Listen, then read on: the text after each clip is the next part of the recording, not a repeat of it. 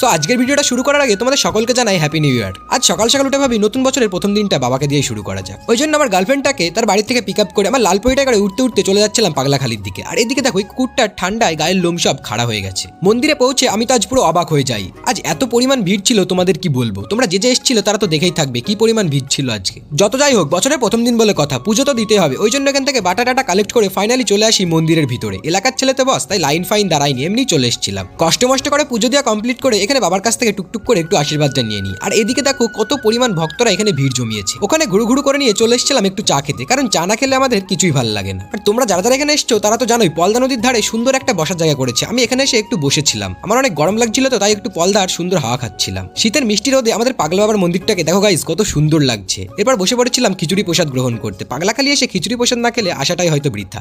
So খাওয়া দাওয়া শেষ করে আমার লালপরিতে আমার গার্লফ্রেন্ড দুটোকে তুলে উঠতে উঠতে চলে এসেছিলাম বাড়ি।